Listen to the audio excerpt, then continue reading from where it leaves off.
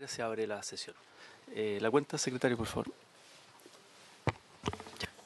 Bien, señor presidente.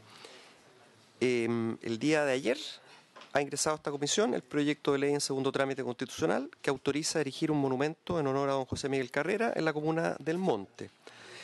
También ha llegado, en materia de documentos, del analista de políticas públicas, sociales y de educación de la Biblioteca del Congreso Nacional, señor Mauricio Holz. Son dos documentos elaborados por dicha instancia y que, a su parecer, podrían constituirse en antecedentes relevantes para los señores y señoras senadores en el marco de la sesión especial que en principio se realizaría la próxima semana con el objeto de abordar cambios curriculares que propuso el Consejo Nacional de Educación. Esa es la cuenta, señor presidente. ¿Se ofrece la palabra sobre la cuenta? ¿No?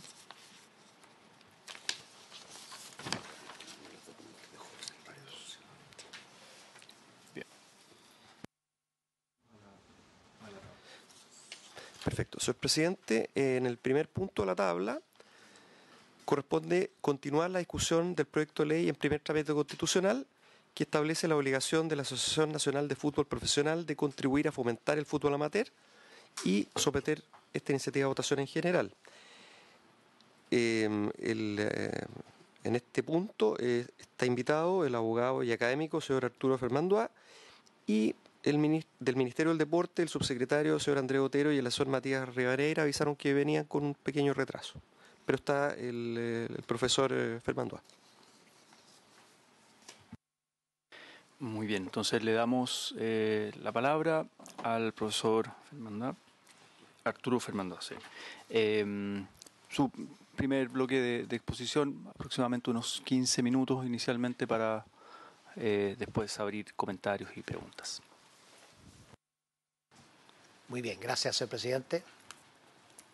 Comienzo agradeciendo a la comisión por la gentileza de convidarme a comentar este interesante proyecto. Desde la perspectiva constitucional, hago una primera prevención que no soy experto en materias deportivas, regulatorias deportivas, por lo que he tenido que estudiar un poco las leyes que rigen en la materia, la ley del deporte y la ley de las organizaciones deportivas. Y con eso poder traer a esta comisión alguna opinión sobre cómo ve la Constitución este proyecto que me adelanto a decir que es muy interesante, tiene un fin obviamente muy legítimo, que califica este Congreso por lo demás, pero que es muy sui generis. Tenemos una minuta que hemos preparado para guiar este comentario. El proyecto propone una prestación forzada consistente en transferir no menos de un 15% del resultado operacional que produzca la explotación de los derechos relacionados con la Selección Nacional de Fútbol a el beneficio del deporte amateur de dicha rama. En eso consiste la idea del proyecto. Entonces, ¿a quién alcanza la obligación? El punto 2 de la minuta, ordenando un poco en qué consiste la obligación para después aplicar un marco constitucional.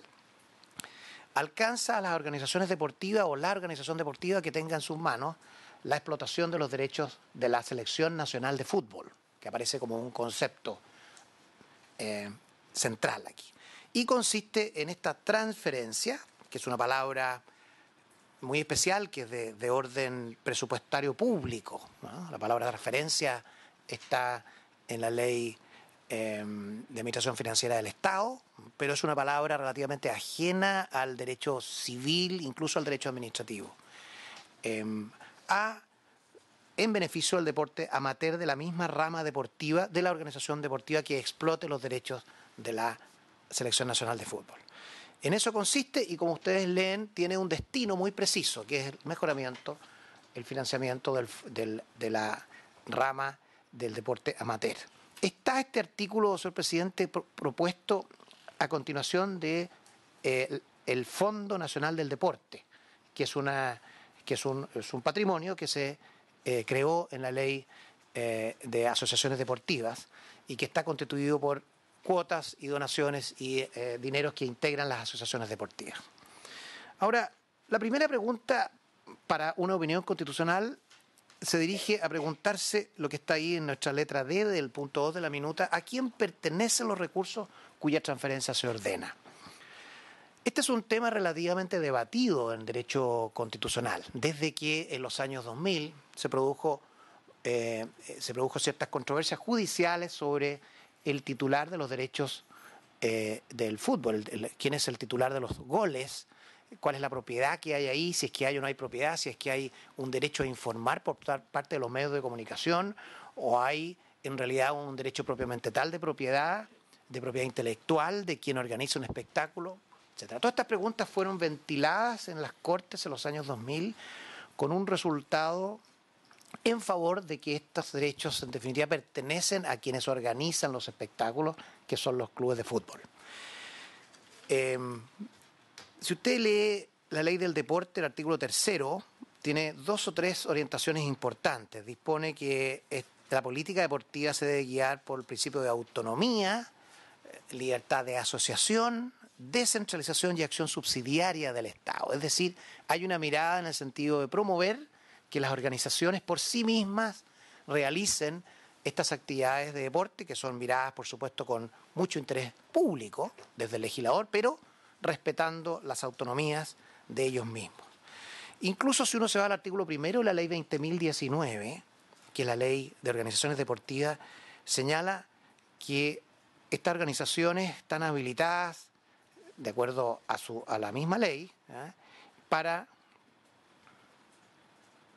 comercializar sus derechos. Dice tal cual. Deseen producir, organizar, comercializar espectáculos deportivos, deberán estar constituidas por asociaciones. Es decir, el legislador les pide que se constituyan como organizaciones deportivas y las autoriza para una serie de actos dentro de los cuales está comercializar los espectáculos deportivos. Llegamos entonces, señor presidente, a la ANFP. Estos temas son muy interesantes, pero son muy sui generis, porque se han venido desarrollando a través del tiempo. Personalmente me tocó hace aproximadamente 15 años intervenir en un contrato en que se celebraba entre un canal de televisión y la ANFP, y me di cuenta, pese a la importancia que tiene para todo Chile esta clase de contratos, de espectáculos, que no había muchos precedentes. Tuvimos que construir una lógica jurídica sobre esa transacción. Con esto quiero explicar que son temas que están relativamente en desarrollo. La ANFP, Asociación Nacional de Fútbol Profesional, que como bien dice la moción, que explica muy bien, pertenece a la Federación de Fútbol de Chile, junto con la Asociación Nacional de Fútbol Amateur. Son el fútbol profesional y el fútbol amateur pertenecen a la Federación de Fútbol de Chile. Pero la ANFP es una corporación de derecho privado, según sus estatutos, es decir, es una organización sin fines de lucro. Como dice Alessandri, es un grupo de personas que persiguen un fin altruista, sin fines de lucro y con vocación permanente. Pero si uno se va al artículo 1, letra M de sus estatutos, dispone que está facultada para celebrar todos los actos y contratos que tengan por objeto ceder, comercializar, distribuir o licenciar los derechos de transmisión y reproducción por cualquier medio de los campeonatos, torneos, eventos y partidos organizados por la asociación. Es decir, es una corporación sin fines de lucro, pero que está facultada por la ley y por sus estatutos para comercializar derechos, o sea, recibir ingresos comerciales por los derechos que tenga. Indagando un poco más, señor presidente, desde afuera uno descubre que la ANFP en sí misma no es la titular de los derechos de la selección, sino que son los clubes los que mandatan a la ANFP para que comercialice los derechos, por ejemplo, de televisión. Todo lo que ocurrió con el canal del fútbol, según la fuente de investigación que he hecho, es un ingreso que proviene a la ANFP, que los recibe como mandato de los clubes que son los titulares originarios de los espectáculos, de los jugadores de los espectáculos. Y participan en el torneo nacional organizado por la ANFP, y por esa razón también la ANFP recibe ciertas contribuciones. Es decir, jurídicamente el titular original de los derechos, incluso de la selección, es fragmentadamente los clubes individualmente considerados. Entonces, llegando a este proyecto, lo que uno ve es que la selección no tiene una existencia jurídica propia, sino que es fruto de la colaboración de los clubes. y por lo tanto la NFP es titular efectivamente de los derechos, pero por delegación y por mandato de los clubes. Ahí hay una especie de propiedad intelectual de los clubes en conjunto con la ANFP. Ahora, conclusión sobre la propiedad. La ANFP, para los efectos concretos, termina siendo propietaria de los fondos por mandato de los clubes. Es una corporación sin fines de lucro, está autorizada para comercializar, pero debe reinvertir sus excedentes en los fines propios del fútbol. A menos que un tercero dueño, como son los clubes, le faculte, como ocurrió en el canal del fútbol, para distribuir a los clubes determinadas utilidades, pero ya no como titular originario de la NFP, sino los clubes.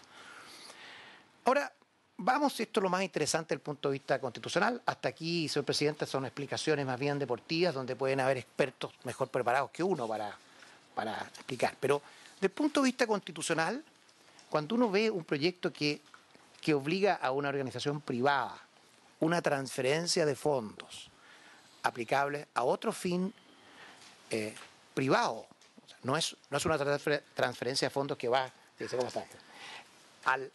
Al fondo general, a los fondos generales de la nación. No es una transferencia de fondos desde una organización privada al Estado, sino que es de una organización privada a otra, que es el deporte amateur.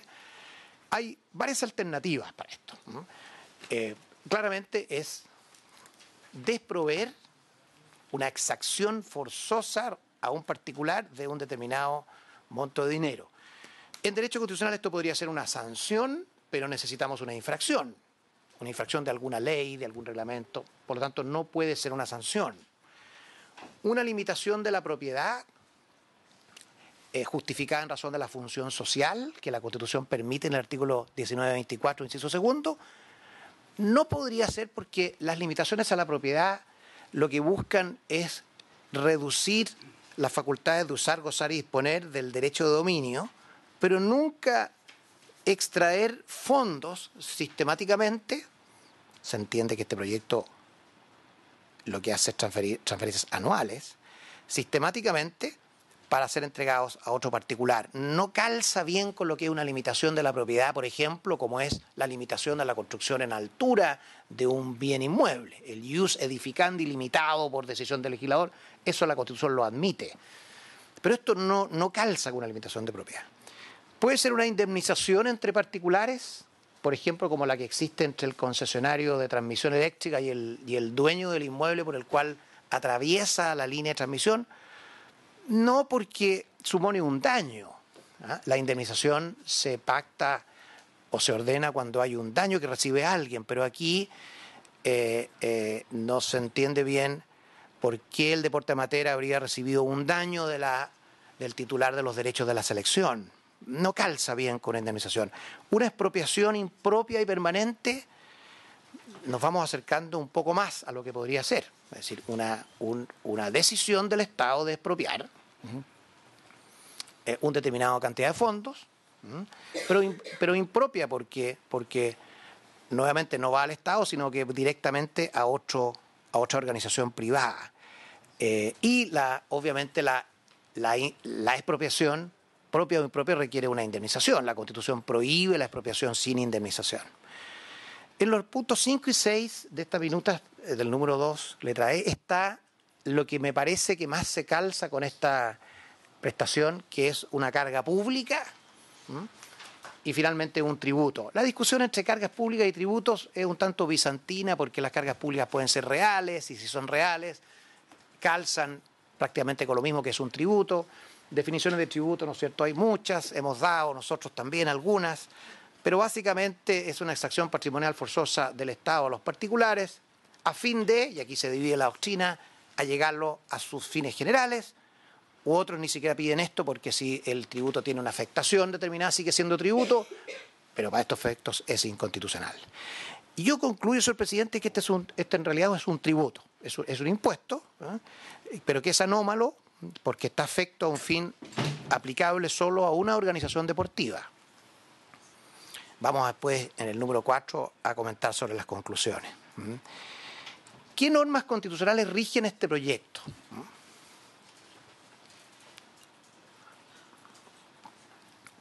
La primera, creo yo, si hemos concluido que esto lo que menos es un tributo,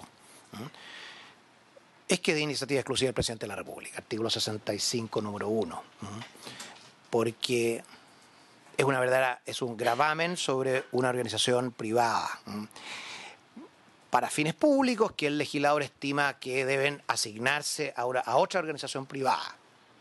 Un tributo. Esto requiere iniciativa exclusiva. Pero además, lo que más me importa en realidad como constitucionalista no es la iniciativa exclusiva, que es un tema más bien de procedimiento, sino los temas de fondo. Y aquí están los principios del artículo 19, número 20 de la Constitución: legalidad, justicia, igualdad y no afectación. Entonces, acercándome hacia el final, me parece que debo emitir un comentario. Este es un proyecto de ley, por lo tanto, el principio de legalidad está satisfecho. Justicia, la justicia apunta a que el tributo mismo, su magnitud no sea tan intensa que se transforme en un verdadero tributo manifiestamente proporcionado o injusto. 15%, los expertos dirán, quizá el senador García conoce mejor los temas económicos, podrá tenerse distintas opiniones si es demasiado, si es razonable, si es poco. Lo que sí está claro es que desde el punto de vista de la igualdad, este sería un tributo que no satisface el estándar constitucional, porque es un tributo que se aplica a una organización deportiva determinada que tiene ciertos derechos. Me explico, si es que este tributo fuera parte de una especie de tributo general del deporte, o que afecte que grave a distintas organizaciones deportivas que son titulares de derechos comercializables, es distinto que si el legislador apunta a una organización respecto de un tipo de derecho. Esos tributos especiales necesitan mucha justificación constitucional para no entenderse que estamos en un tributo infractor de la igualdad. ¿Por qué? Porque aquí está el principio del artículo 19-20 de la Constitución de la igualdad ante las cargas públicas, que se entiende que rige también para los tributos. Es decir, que todos soportemos con igualdad de esfuerzo los fines que el legislador estima necesarios para el bien común. Entonces, si es la organización gravada, por importante que sea la selección nacional, y todas las demás quedan exentas de ese tributo, pienso que tenemos este problema. Ahora, el problema principal del proyecto en realidad es la afectación.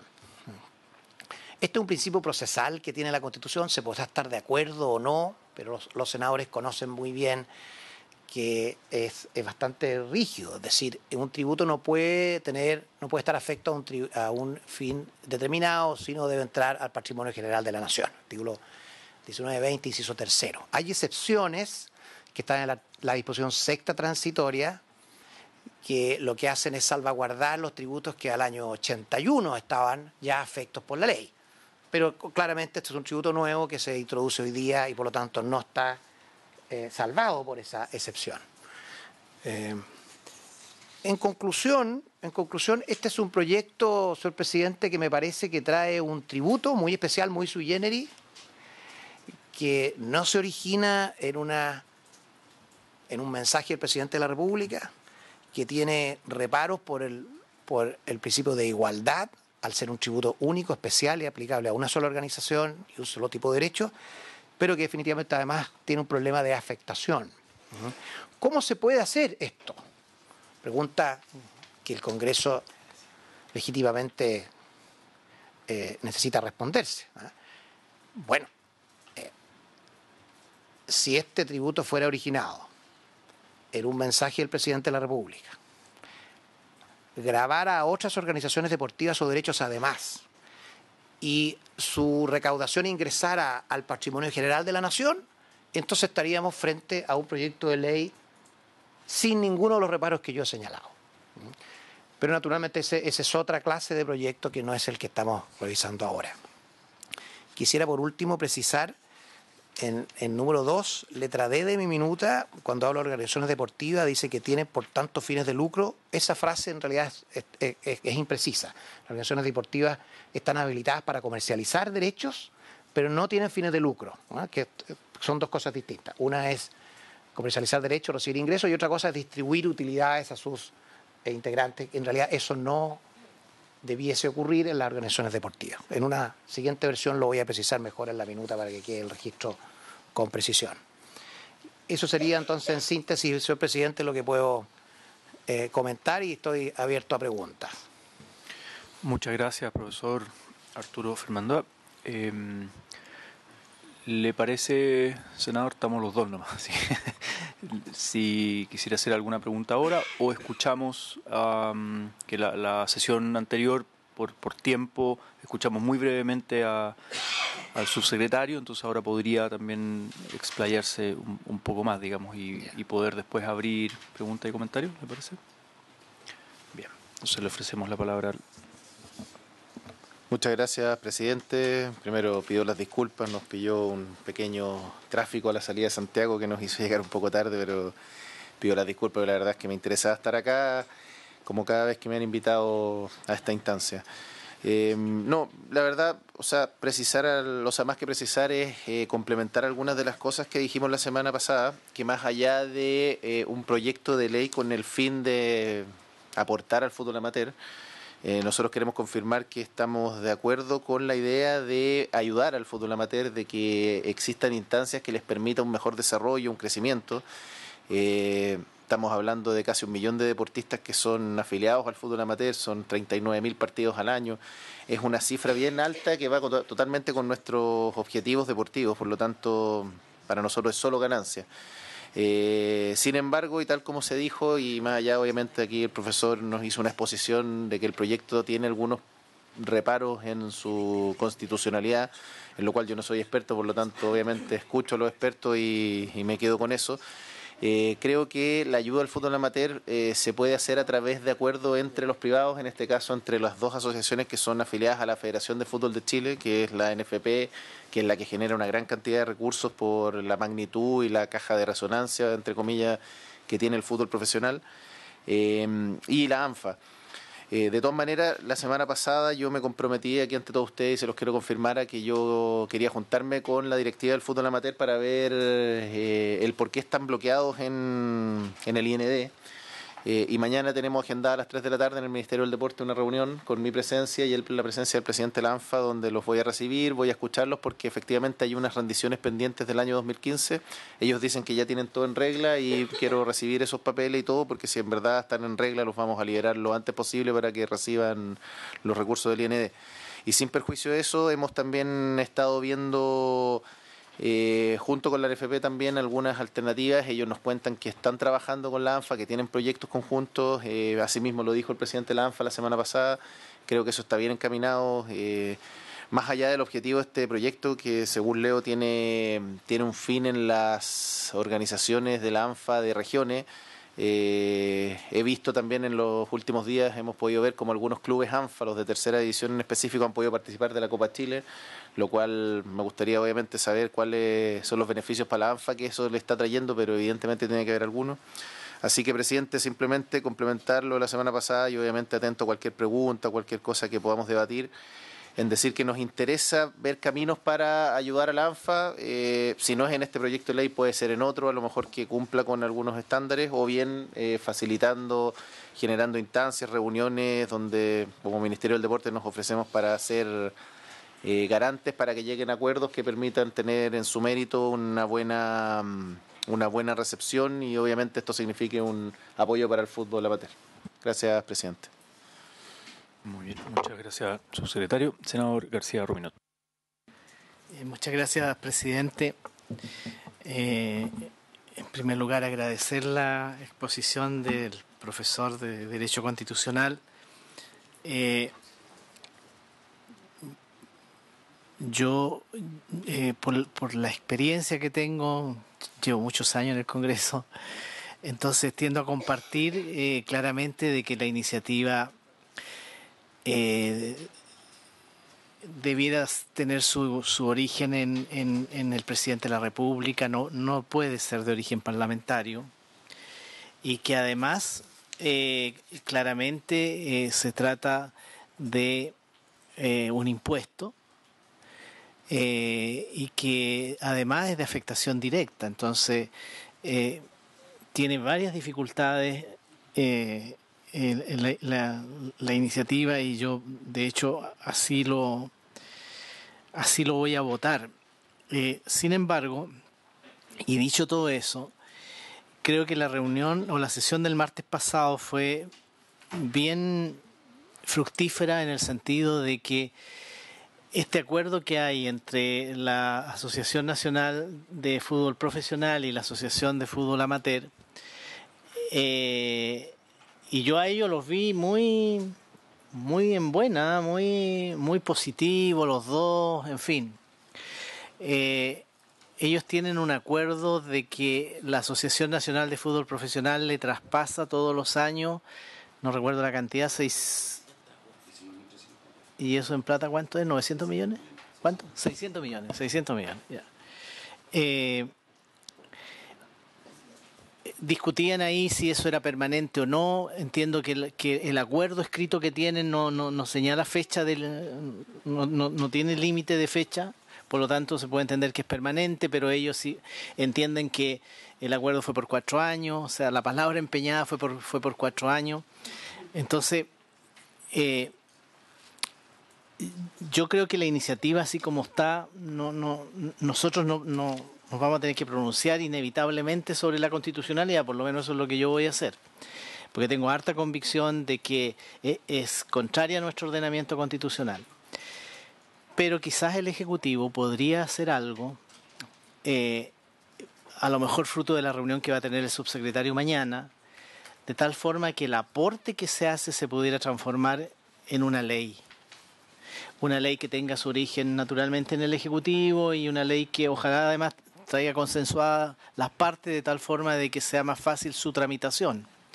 Quería consultar al Ejecutivo si existiera alguna alguna disposición de intentar una acción de esa naturaleza. Gracias, presidente. Gracias, senador. No sé si hay consultas, comentarios, tanto a la exposición del profesor Fernando A. o al subsecretario. Yo quisiera preguntar, claro, ¿cómo se traduce este acuerdo que es entre privados, en el fondo, ¿no? Este acuerdo que, según lo que comentaba el representante de la NFP, en sus estatutos, entiendo, pero que tenga un carácter permanente y que podría ser por ley. En ese sentido, ahí necesitamos la voluntad política del Ejecutivo para impulsar estos términos legales, porque claro, un acuerdo entre privados, así como hay una directiva que pueden tener temporalmente o contingentemente, ¿no?, la voluntad política de llegar a un acuerdo, después puede llegar a una directiva que rompe ese acuerdo y estaría en su legítimo derecho de hacerlo, pero la diferencia de dejarlo por ley es que esto, claro, trasciende las directivas de ambas asociaciones, trasciende los gobiernos de turno y queda algo permanente, digamos, de apoyo y fomento al fútbol amateur y femenino también, a propósito de que está el Mundial Femenino, la selección chilena de fútbol femenino representándonos en Francia, de apoyo permanente, ¿no?, de recursos permanente para más de 1 millón de personas que, como usted bien decía, se movilizan en torno al fútbol amateur, ¿no?, y crecientemente. Entonces, ahí está la discusión, justamente, de que esto no sea un simple acuerdo entre privados, que la directiva de hoy pueden tener toda la voluntad política de firmar un acuerdo, de llevarse bien, de hacer transferencias, etcétera, sino que esto quede por ley como un aporte permanente que trascienda a los gobiernos de turno y trascienda a las directivas de las asociaciones. En ese sentido, la pregunta va al Ejecutivo. Y no sé si hay más preguntas o comentarios, senadora, para usted. O estamos como abriendo y después sí, ellos recogen.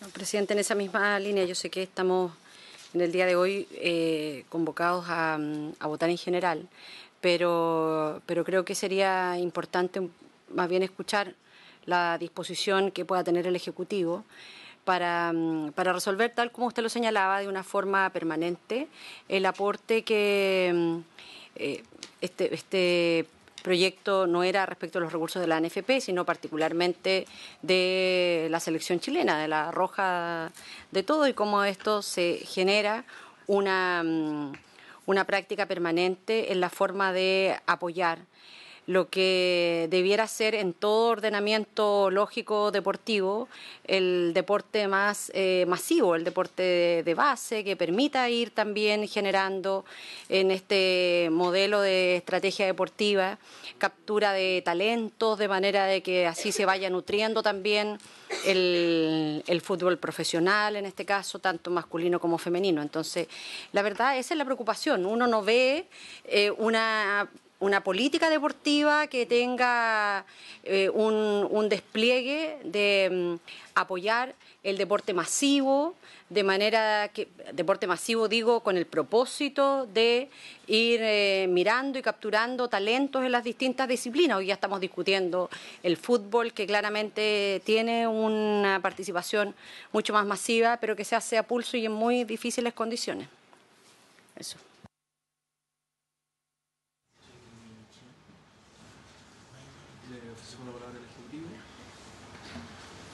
Gracias, presidente. Senadora, gusto saludarla.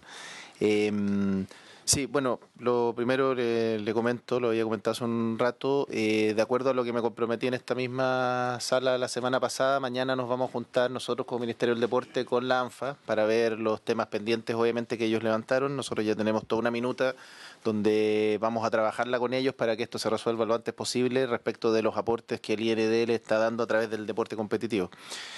Sin perjuicio de eso, quiero en esa reunión aprovechar la instancia para que la ANFA nos haga un levantamiento histórico de esto, de los acuerdos que ellos han tenido con la NFP.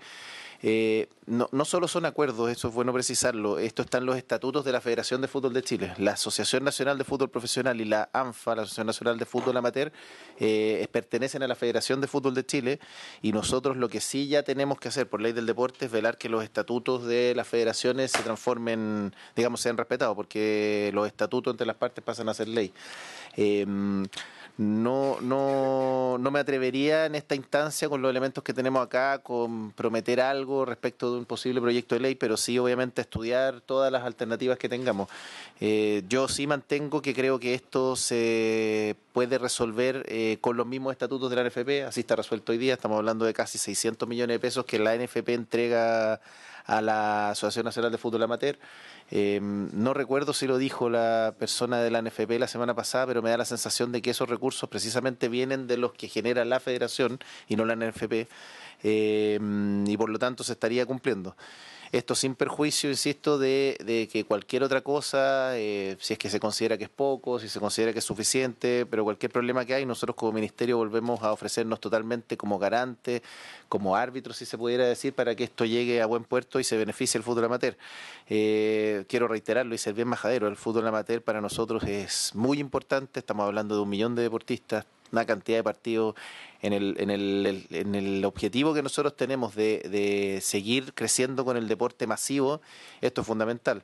Y sobre nuestra política deportiva, obviamente tenemos muchas actividades con el fútbol propiamente tal, tanto en lo recreacional y en el objetivo de que los chilenos hagan más deporte. El fútbol amateur está incluido en nuestros programas y nuestros talleres del Crecer en Movimiento, que es uno de los programas emblemas que estamos trabajando desde el año pasado a la fecha. Y también en Promesas Chile, que es el programa de captación de talento que estamos implementando en las regiones. Eso, yo de todas maneras me comprometo a que los resultados de la reunión que vamos a tener mañana con la ANFA, presidente, se las vamos a hacer llegar en un documento a la comisión para que ustedes la puedan conocer acá, y obviamente ante cualquier duda, cualquier pregunta o una eventual invitación o citación a esta comisión, siempre podrán contar con nuestra presencia. Senadora Yana Proboste. Presidente, en ese sentido, a lo mejor sería bueno definir un plazo para que el Ejecutivo evalúe una alternativa y que dejemos pendiente esta indicación hasta escuchar en un plazo definido para que sigamos adelante en la tramitación de este proyecto. Pero además, eso como primer punto. Y lo segundo, me gustaría preguntarle al Ejecutivo, no para que me lo responda ahora, porque me imagino no tiene los datos, pero por actividades laborales me tocó estar el día viernes en la ciudad de Puerto Varas y me reuní con algunos dirigentes de clubes de básquetbol. Entonces ellos nos decían, mire, nosotros a puro pulso tenemos que sacar adelante este cuadrangular, y yo me quedaba dando vueltas el cuadro que habíamos recibido de la cantidad de recursos que por efectos de todos estos juegos de azar se le entregan a la institucionalidad estatal deportiva para que transfiera a las federaciones. Entonces, me gustaría conocer en ese sentido cuánto se le transfiere a la Federación de Básquetbol y cómo la Federación entrega a las diferentes asociaciones en el territorio. Es decir, si uno pudiera tener una mirada más territorial de cómo se están distribuyendo esos recursos. Y a lo mejor en otra visita que pueda comentar más en detalle los alcances del programa Crecer en Movimiento, cómo se expresa eso también territorialmente, cuáles son las comunas, cuáles son las formas de acceder, y de la misma forma Promesa Chile. Senador García. Presidente, para respaldar las propuestas de la senadora Yasna Proboste, quizás pedirle tanto al subsecretario y por su intermedio a la ministra que quizás hiciéramos una sesión especial para conocer los programas que ha señalado la senadora, y también no solo las platas del básquetbol, sino que las platas de todas las federaciones, porque lo que ella señala es absolutamente verdad. O sea, por lo menos en las regiones la gente que practica deporte lo hace con sus propios recursos, a lo más beneficios que realizan ellos mismos, que las rifas, que los bingos, en fin, aportes municipales. En eso los municipios en general son activos, pero siempre acotados a la disponibilidad de recursos que ellos tienen. Pero yo creo que sería súper bueno que tuviéramos una visión, a lo mejor hacer una sesión especial, dedicarle unas 2 horas, 3 horas, pero a tener una visión más completa de lo que está ocurriendo con el deporte, con el apoyo del Estado al deporte y con las platas estas que son muchas, porque yo el otro día quedé bien impresionado también con las cifras que se dijeron aquí. Esas son de la lotería, ¿no? Son de todos los juegos de azar. Eso. Y me parece bien que nos demos un plazo, no sé, quizás 30 días, una cosa así, fines de julio, no sé, primeros días de agosto, como para saber cómo pudiéramos nosotros canalizar este proyecto de tal forma que pudiera haber una suerte de obligación legal de que la Asociación Nacional de Fútbol Profesional se comprometa con el fútbol amateur. Gracias, presidente. Muy bien. De hecho, sí, senador Quintana. Me dio la duda, los 600 millones de pesos es lo que aporta la NFP al fútbol amateur, ¿no? ¿Cómo, perdón? Los 600 millones de pesos al cual se refiere el aporte de la NFP, ¿eso es anual? Sí, es el acuerdo que tienen ellos, que está en los estatutos está el tema de la colaboración, y lo que tienen acordado hoy día, que está en UF. No podría comprometerme a decir cuánto es en UF, porque para los números no soy bueno, pero equivale a cerca de 600 millones de pesos que anualmente le están entregando al fútbol amateur desde la NFP. Eso según lo que nos dijo acá en esta misma mesa el representante de la NFP la semana pasada. ¿Y esos recursos, son para el funcionamiento de la organización o van en apoyo a los clubes, son apoyo No, ahí desconozco. No se mejora ni una cancha. De que estaban financiando la construcción de unas canchas. Con 600 millones muy difícil. Eso señaló cuáles eran las canchas y todo eso. Sí. Bueno. La quinta región estaba muy favorecida. También, vamos a ver. Sí, la tercera también. Es que nosotros nos conocemos hace mucho tiempo. ¿Ha solicitado la palabra del subsecretario? Sí, presidente. Primero, senadora, le agradezco la posibilidad. Y sí, totalmente de acuerdo. Me encantaría, de hecho, y yo creo que no solo a mí, sino que también con la ministra podemos estar acá y con el encargado para venir a presentar Crecer en Movimiento, Promesas Chile y todos los programas que nosotros tenemos. Siempre creo que estas instancias nos permiten debatir, recibir sugerencias y mejorar, por supuesto, que es lo que más nos interesa. Sobre los aportes del básquetbol, aquí teníamos la cifra precisamente en una minuta, porque tenemos de todos los deportes, pero en el básquetbol tenemos el aporte para el 2019 fue de 444.730.000 pesos a la federación. Todas las federaciones tienen un aporte del Instituto Nacional del Deporte. Usted ya no sabe No, eso, o sea, sí, pero ese detalle, claro, a mano no lo tengo, porque lo que se hace es que las federaciones entregan un proyecto al IND y en base a ese proyecto se financia. Es súper importante eso, que quienes levantan los proyectos, quienes deciden, yo este año quiero que se me financie esto, son las federaciones. Y nosotros obviamente aprobamos o rechazamos ese proyecto en su mérito. Hay veces que piden para algunas cosas que no corresponden o que nos parece que no van en la línea y otras que van bien. De todas maneras, también aclarar el tema de las pollas de los juegos de azar. Los dineros que se entregan por polla, que es una sigla que se llama el PDA, que es el Plan de Desarrollo Administrativo, tiene que ver con los dineros para administración, para contratación de personal, para arriendo de oficinas, para eso. La polla, digamos, lo tiene en su ley, es un porcentaje de la polla que va al deporte, se le transfiere al IND y el IND es quien se lo transfiere a las federaciones. Incluso la Federación de Fútbol de Chile recibe una plata por este ítem, que según entendemos y de acuerdo a las rendiciones, esos van para el fútbol amateur. No son muchas en el fútbol en realidad, porque hay otras federaciones que lo necesitan más, pero van al fútbol amateur porque obviamente la NFP no necesita esto por lo que significa el fútbol en cuanto a su autogestión. Hoy día el fútbol es la única federación que uno puede decir que tiene una autogestión casi total versus otras federaciones que la gran mayoría dependen casi en un 100% del Estado, que es algo que queremos también mejorar, no para que el Estado deje de poner dinero, al contrario, seguir dándolo, pero también para que ellos puedan levantar recursos privados que son muy necesarios para complementar, porque todo esto es muy acotado. Bueno, Matías, nuestro asesor legislativo, va a complementar algo al respecto, pero de todas maneras quiero volver a reiterar que estamos a plena disposición. A nosotros también nos interesa, insisto, venir a esta instancia, no solo a la Comisión de Deportes, que es donde más vamos por razones obvias, pero también aquí creo que en la Comisión de Educación del Senado es muy importante que nosotros podamos explicarle estos programas para que ustedes también los tengan en conocimiento y en sus respectivas regiones puedan darlos a conocer y obviamente recibir todo su feedback para mejorarlo. Gracias, presidente. Muy bien. El asesor del... Gracias, señor presidente. Efectivamente, solo para efectos de complementar la información que hemos entregado, no solamente los 19.300 UF, que es el acuerdo estatutario que tiene la NFP con la ANFA, que consta del artículo 30, si no me equivoco, de los estatutos de la Federación de Fútbol de Chile, también existen aportes a ANFA por la vía de los derechos federativos, también contemplados en los estatutos, lo señaló también el representante de la NFP en la sesión anterior. Estos derechos federativos se refieren a todas las sesiones de jugadores que se hacen de un equipo a otro, de una asociación a otra y de una asociación a otra. Finalmente, también para precisar respecto del tema de los aportes que hace la polla chilena, existen dos tipos de aporte. El primero es el de la ley 19.135, que es el aporte legal, efectivamente, que se refiere al aporte que se entrega por parte del IND vía el programa PDA o Plan de Desarrollo Administrativo. Este es el monto grueso que había señalado la senadora Proboste, conforme al oficio que envió la polla chilena de beneficencia en la pasada sesión. Pero también existe un aporte de polla única y exclusivamente referido a la ley, al sistema de pronósticos deportivos, que son Pollagol y Expertos.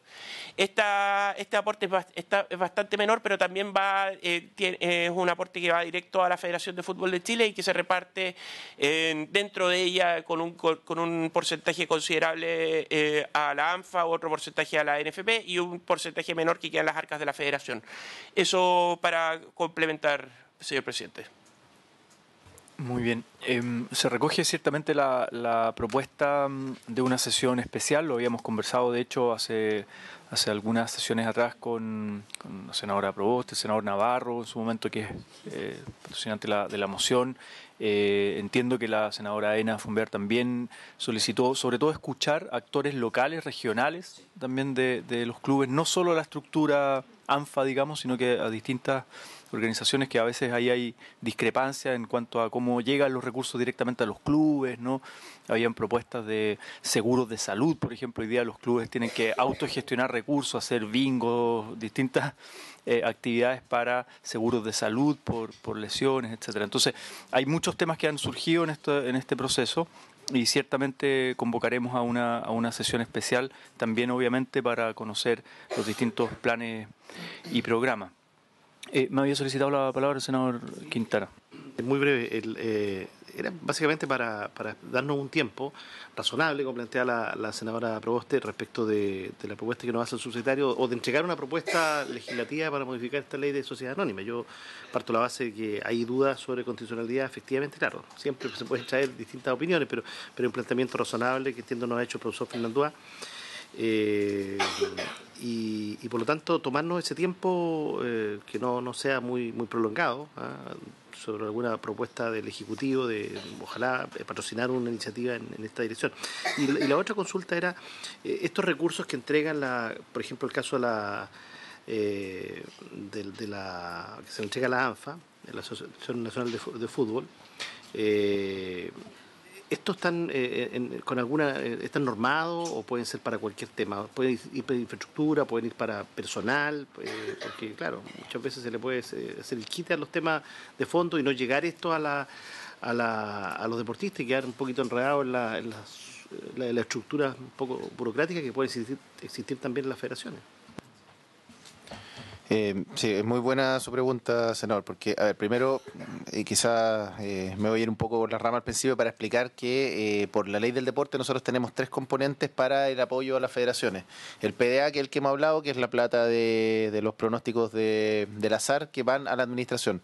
Está el PDE, que es el Plan de Desarrollo Estratégico, que nosotros le estamos cambiando el nombre a PSN, que es Plan de Selecciones Nacionales, que tiene que ver con los proyectos deportivos apuntando al alto rendimiento de las federaciones. Y está el AED, que tiene que ver con el apoyo a los deportistas, directamente a los deportistas para sus viajes, para sus viáticos, para su entrenamiento, etcétera, etcétera. Esto es sin perjuicio, además, de todos los recursos que se entregan, digamos, también a través de regiones. Ahora, es súper importante dejar claro que a las asociaciones nosotros por estos componentes no le damos dinero directo porque por ley no podemos, se los tenemos que entregar a las federaciones y son las federaciones las encargadas de elaborar los proyectos. Y cuando estos proyectos, después de se le entrega una cierta cantidad de recursos, como los que mencionamos recién, poniendo el ejemplo de la Federación de Básquetbol, ellos están obligados a hacer una rendiciones que son cada 3 meses, a veces cada 4 meses, dependiendo de los proyectos. Si estas rendiciones no están acorde, no es que, digamos, nosotros los bloqueemos, siempre se habla del Ministerio, el INED bloquea, sino que la ley es la que bloquea a las federaciones hasta que puedan rendir. Y eso, claro, nos ha llevado a ciertos problemas con algunas federaciones que están bloqueadas hasta el día de hoy porque tienen rendiciones históricas pendientes. Algunas han salido de esto, y lo otro es que está la ley de las Federaciones Deportivas Nacionales, ley del año 2014, si no me equivoco, que apunta a precisamente eso, la profesionalización de las federaciones para que ellos puedan tener mejores herramientas y con fiscalización más eficiente de parte del Estado para poder llevar a cabo mejor sus proyectos y no tengan estos problemas de rendiciones. Y claro, y lo que nos ha permitido esa ley además es que podamos intervenir a las federaciones cuando estas tienen rendiciones que llevan mucho tiempo sin poder hacerse de buena manera. ¿Cómo se intervienen? Poniendo un gestor externo puesto por el IND, y esto ha permitido que algunas federaciones, como el tenis, por ejemplo, que todos pudimos ver por la prensa durante mucho tiempo, que tuvo serios problemas de rendición donde hubo digamos, malversación hasta de fondo, y la Federación de Tenis los últimos 2 años ha logrado un equilibrio y ha podido salir adelante en esto. Son las herramientas que tenemos, vuelvo a reiterar, encantado de una sesión especial para hablar de todo esto, que puede ser una sesión larga, sí, porque son temas súper específicos, súper puntuales. Me gustaría traer también a los expertos que trabajan en la división de alto rendimiento del IND y los asesores del alto rendimiento del Ministerio del Deporte para que técnicamente puedan hacer ciertas explicaciones, y nosotros a disposición, pero para contestar cada una de las preguntas. En general es eso. A la ANFA, eso era lo otro que quería complementar, que si me dan un segundo, a la ANFA nosotros el dinero que le damos, que es de aproximadamente en promedio 100 millones de pesos anuales, tiene que ver con la unidad de deporte competitivo, que esto es sin perjuicio de un proyecto que pueda hacer la Federación de Fútbol de Chile para entregarles por el otro componente que era el desarrollo estratégico, que era lo que les comentaba. ¿Cómo se usa esto? Tiene que ver también a veces con infraestructura, pero en general tiene que ver con el desarrollo deportivo. La infraestructura, muchas veces la infraestructura en la que invierte el IND es o administrada por el IND o también se entrega a las municipalidades para su uso y su explotación, y muchas de estas infraestructuras públicas están a disposición del fútbol amateur para el desarrollo de sus partidos. Yo me atrevería a decir que el 80-90% del fútbol amateur se juega en recintos o IND o municipales, algunos mejor administrados que otros. Hay canchas que son de lujo, que han ido creciendo mucho desde el año 2008 a la fecha, cuando la presidenta Bachelet empezó el programa de Estadios Bicentenario, que después fue continuado por el presidente Piñera por el plan Chile Estadio. Pero también hay muchas canchas que son de tierra, que tienen otras condiciones, y esa infraestructura corre por otro carril, el subtítulo 31, si no me equivoco, de la ley de presupuestos, que es donde el IND puede aportar gastos sectoriales para el mejoramiento de canchas, y también del subtítulo 33, que es las transferencias a los municipios para mejoramiento, perfeccionamiento o de lleno construcción de canchas, y no solo de canchas, infraestructura deportiva en general. ¿La ley de presupuestos podría ser? Siempre, senador, puede ser una muy buena ayuda. Perdón, y respecto de nuestra manifestación sobre un eventual proyecto de ley, quiero reiterar que antes de hacer cualquier compromiso quiero levantar toda la información. Mañana tenemos una reunión con ANFA que creo que va a ser bien importante en eso. A priori sí creo que, no sé si esto es materia de ley, de hecho la ley de sociedades anónimas deportivas, yo no soy abogado, pero tiendo a pensar que la ley de sociedades anónimas deportivas tiene que ver más con el fútbol profesional. La misma NFP es una organización sin fines de lucro y que no está sujeta a la ley de sociedades anónimas deportivas, tiene que ver más con los clubes que son sociedades anónimas deportivas. Pero de todas maneras vamos a estudiar, vamos a hacer todo, y sí vamos a hacer una respuesta por escrito que me comprometo, presidente, para hacerla llegar en cuanto tengamos todos los elementos sobre la mesa, y obviamente si es que esto es materia de proyecto de ley, vamos a ser los primeros en decir ok, vamos, y lo vamos a plantear en nuestra agenda legislativa. Pero a priori creo que no es el camino, creo que el camino tiene que ser el robustecer y fiscalizar que estos acuerdos entre privados, que más que acuerdos son en el cumplimiento de los estatutos, cumplan con un verdadero apoyo a la ANFA, y en ese sentido nosotros estamos disponibles para que entre ANFA y NFP tengan todos los acuerdos que haya, con el Ministerio como garante de que así sea. Gracias, presidente. Bien, me ha solicitado la palabra el profesor Arturo Fernando. Le pido por favor apagar el otro micrófono, el SD. Gracias. Gracias, señor presidente. Como una forma de cerrar en términos propositivos lo que aquí se trajo, porque a uno lo invitan como constitucionalista a veces a encontrar puros defectos, pero siempre las cosas tienen una forma de hacerse. El senador García planteó la idea de un proyecto que lo que haga sea garantizar la permanencia en el tiempo de estos acuerdos. Todo proyecto que lleve involucrado una imposición forzosa de transferencias de dinero de un privado hacia otro destino tiene lamentablemente el carácter de tributo. Pero lo que se puede hacer, me imagino yo, en estos proyectos, es imponer dentro de los fines generales de las federaciones deportivas nacionales, por ejemplo, una obligación de favorecer los acuerdos entre sus integrantes para efectos de promover el deporte amateur, por ejemplo. O sea, uno podría imponer a las federaciones deportivas nacionales una obligación consistente en deberá facilitar y promover la celebración de acuerdos entre sus integrantes para efectos de tal o cual cosa. Eso califica como una obligación que se impone a asociaciones, también eventualmente como una especie de limitación tenue sobre la propiedad, pero eso tiene una configuración constitucional perfectamente aceptable. Otras leyes tienen cosas parecidas y lo que permiten es, en el fondo, al interesado, en este caso la ANFA, acercarse a la NFP y decir, oye, sentémonos para que este acuerdo sirva, digamos, los objetivos de la ley. Que me da la impresión de que tiene bastante más asidero que simplemente los estatutos de las asociaciones, que son fiscalizados, por supuesto, por el Ministerio del Deporte. Pero si ya está en la ley misma una obligación de este tipo, me parece constitucionalmente posible. Bien, estamos llegando al final del primer punto de tabla. Mi propuesta, junto con acoger la solicitud del senador García de una sesión especial, donde escuchemos a actores locales y todos los programas que hay, y busquemos la manera de ir canalizando esto.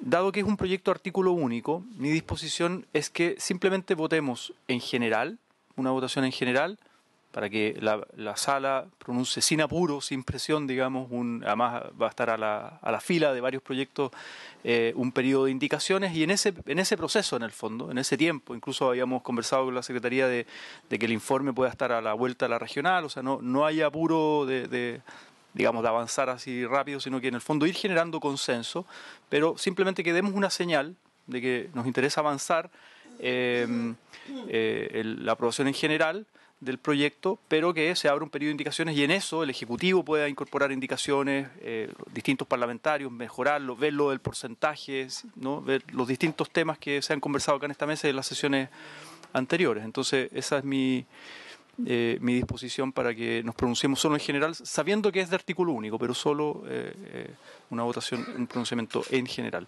Senador García. Presidente, yo soy partidario de que esperemos el informe. Yo tengo convicción que es inadmisible. Si usted me pide y lo pone en votación ahora, yo voy a votar en contra y voy a decir que es inadmisible. Yo creo además que los fundamentos que nos ha entregado el profesor Fernando A. son válidos y en realidad son, por lo menos desde mi punto de vista, son, ¿cómo decirlo? Pero es difícil controvertirlos, porque son así. Esto aquí lo que estamos haciendo es establecer un impuesto que afecta a una sola entidad y que además tiene un fin específico. Entonces estamos transgrediendo la Constitución a lo menos doblemente, primero porque debiera ser de iniciativa exclusiva del Ejecutivo y en segundo lugar porque hay una afectación específica, hay una afectación directa. Yo prefiero que a lo mejor esperemos el informe que nos va a enviar el Ministerio del Deporte y luego de eso conversemos y vemos cómo resolvemos. Todos tenemos aquí la mejor disposición, el mejor ánimo de apoyar al fútbol amateur, pero creo que el proyecto finalmente puede hasta incluso ser resultar una expectativa que no se cumpla, porque aquí lo que están estableciendo además es un 15% de los resultados, o sea, está entendiendo de que hay un excedente y puede ser que en los informes financieros no hay excedente, con lo cual el resultado sea de que finalmente tampoco reciban nada. Entonces yo creo que así como está, no debiéramos votarlo, creo que debiéramos esperar y esa es mi propuesta. Gracias, presidente. Y no sé qué opinan, si están de acuerdo. Bueno, la senadora Proboste es patrocinante del proyecto también, pero ¿qué plazo sería el informe del Ejecutivo? Porque también la idea es dar señales, digamos, acá.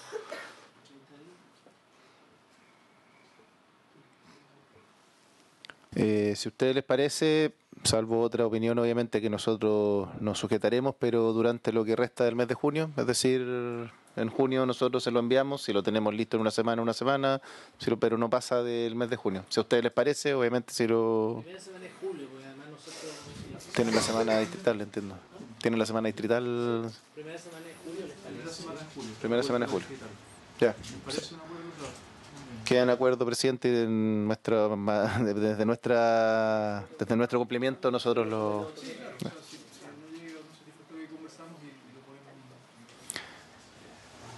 Muy bien. Muchas gracias al profesor Fernando, muchas gracias al subsecretario, representante del Ministerio del Deporte. Lo dejamos así entonces, ese acuerdo de la comisión, este primer punto de la tabla, y pasamos entonces al siguiente punto de la tabla, que ya tenemos invitado con nosotros a Andrés Palma. Muchas gracias, un gran deportista. Muchas gracias, presidente, senadores, y una vez más, cuando lo necesiten, aquí estaremos. Palma. Andrés, ¿tú hiciste algún deporte? ¿Tú eres deportista? No, yo dejé de ser Pero eres deportista hace deportista. mucho tiempo. Sí, pues. Federado. Pero de niño, así uno sabe. No, yo jugaba en una liga, pero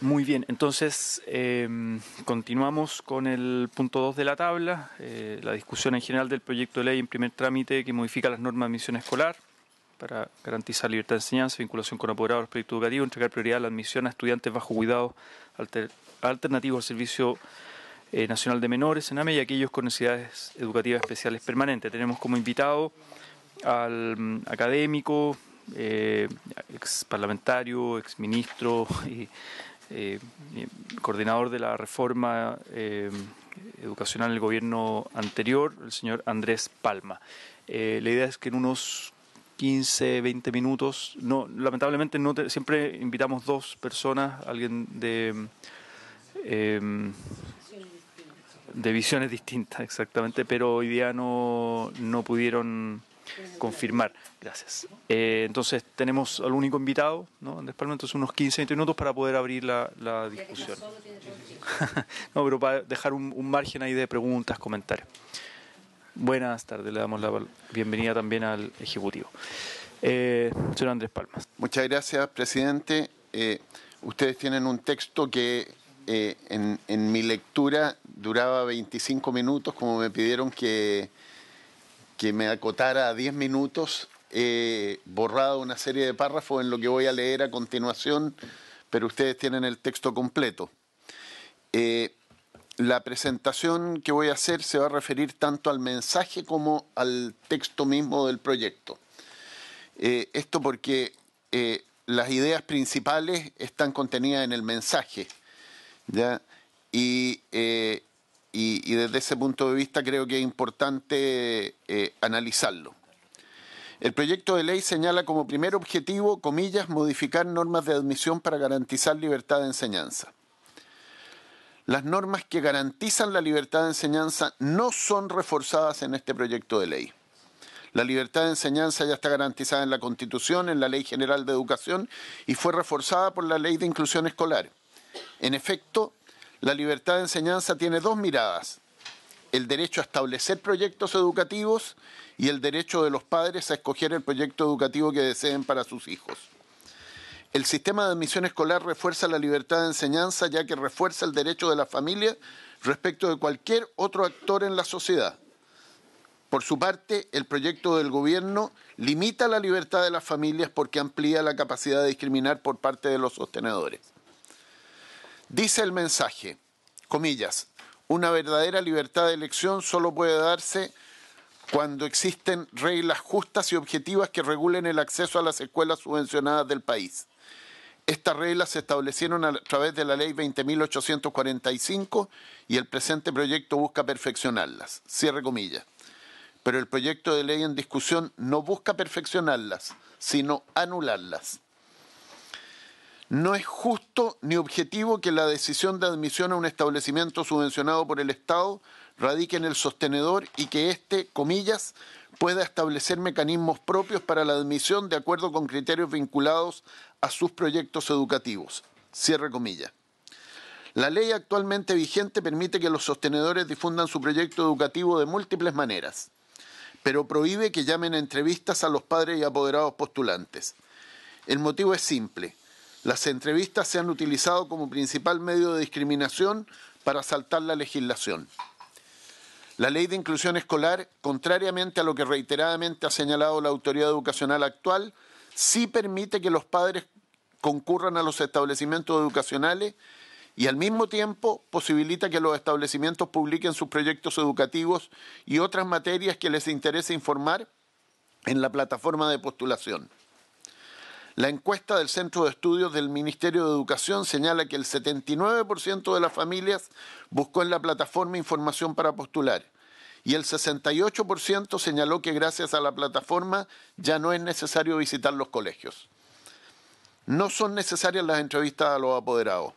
No siendo necesarias, ¿por qué se quieren restablecer?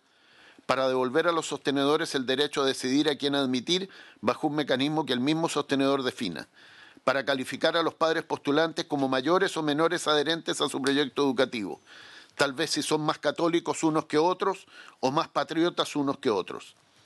Se dice que la calificación no puede ser discriminatoria, pero ¿puede haber una norma objetiva de adhesión a un proyecto educativo? Si un padre quiere un colegio o una escuela y quiere que su hijo vaya allá, es porque le gusta esa escuela o colegio. En definitiva, le gusta su proyecto educativo. ¿Se puede imaginar mayor adhesión que esa expresión de preferencia?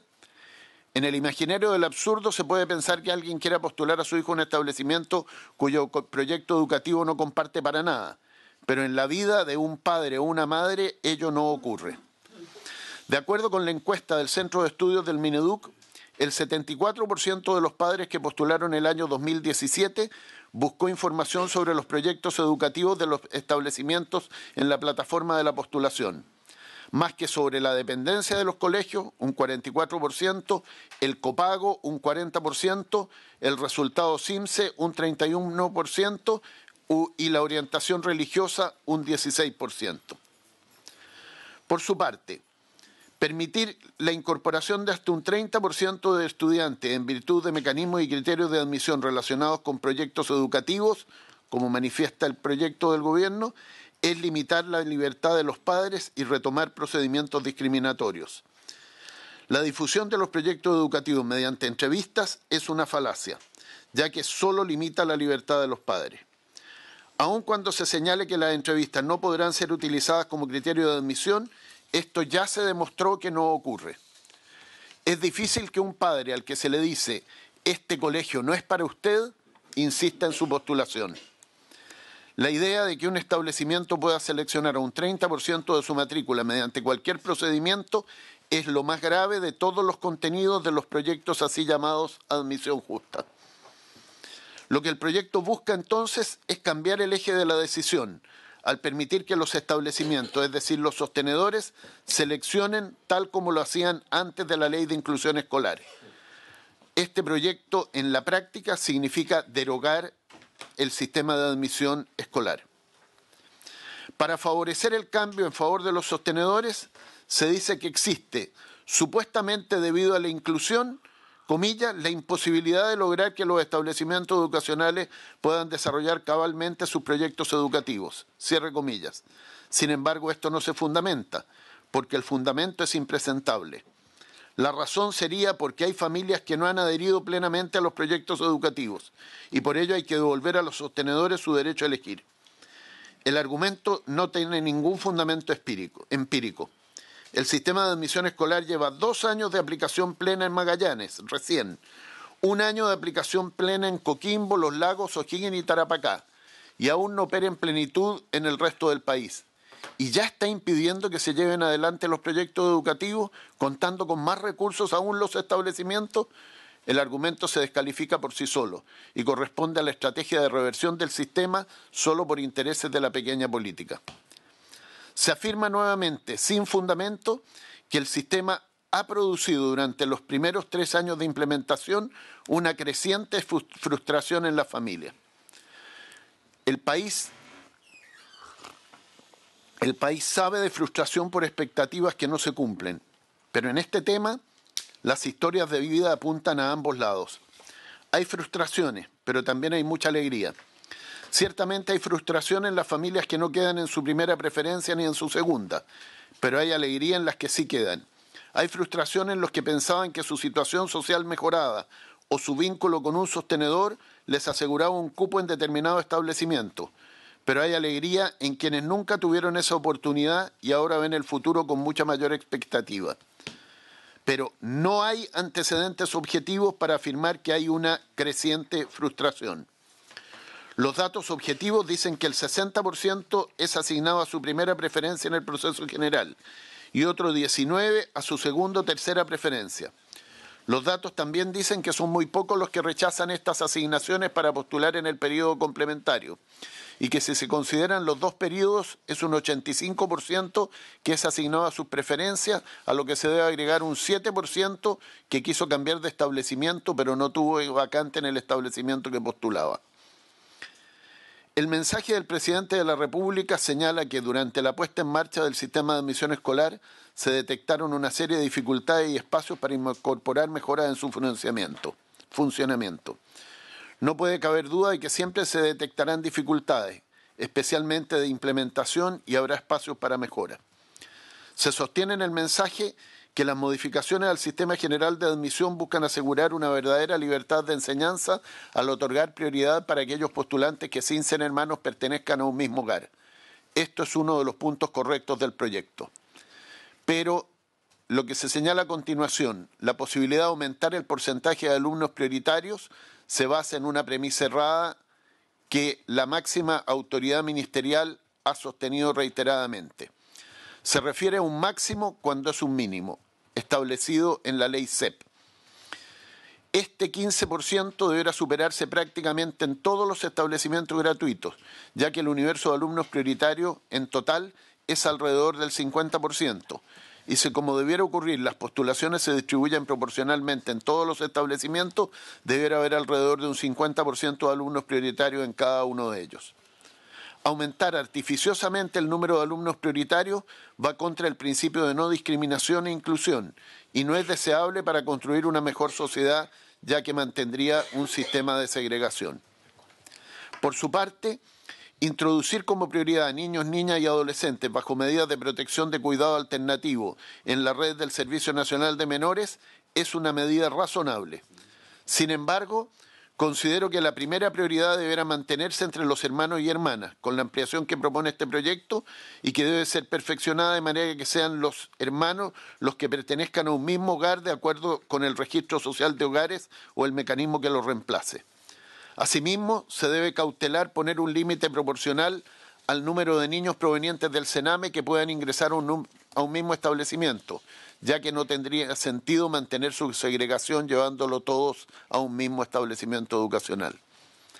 Respecto de incorporar como prioridad a los que tienen necesidades educativas especiales de carácter permanente que postulen a establecimientos educacionales con proyectos de integración escolar, PIE, tengo dos dudas. La primera es si esta es la mejor política o si es necesario primero establecer la obligación de contar con proyectos PIE en todos los establecimientos. Y la segunda es si no basta con la norma reglamentaria existente que ha operado con eficacia.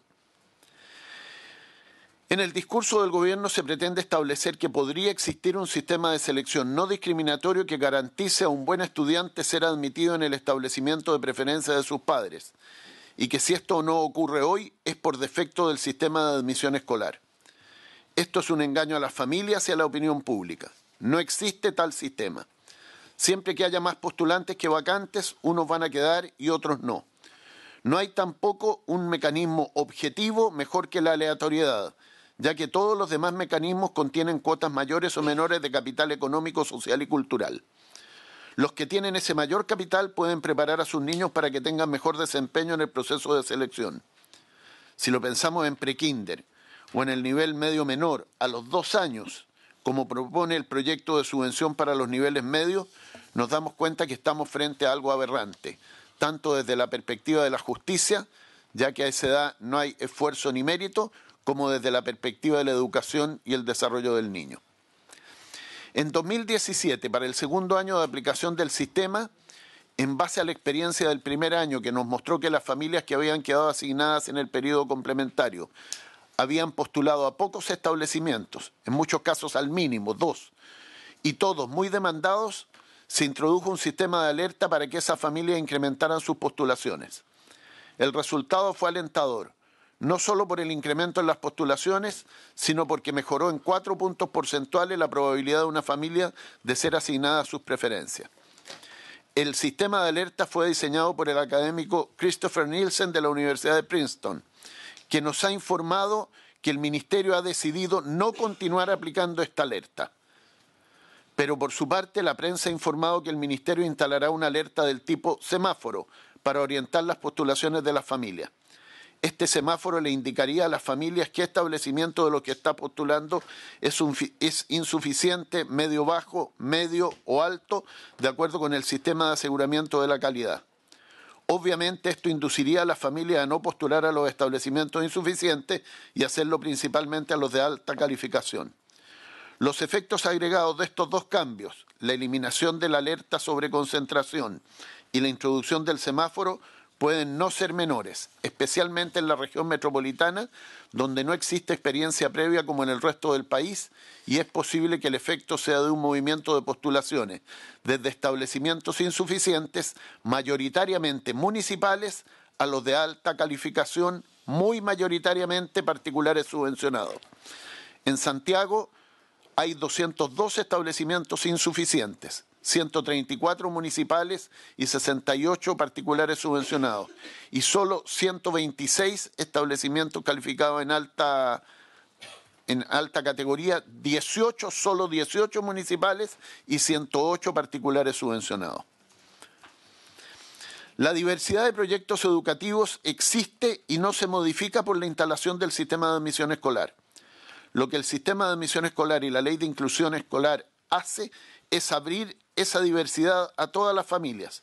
Y si el sistema no toma en consideración la cercanía, como en la mayor parte de los países en que se aplica, por ejemplo en Euskadi, es porque reconoce las lamentables brechas de calidad existentes en nuestro territorio, que se han acentuado por los procesos de selección en base a criterios académicos y socioeconómicos que el sistema de admisión escolar busca modificar y este proyecto del Ejecutivo restablecer.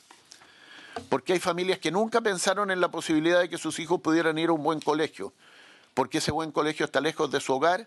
El sistema de admisión no considera la cercanía y permite, mediante el uso de la plataforma, visitar todos los proyectos educativos, ampliando los horizontes de la familia y entregándoles mayor libertad de elegir el proyecto educativo, haciendo práctica la libertad de enseñanza.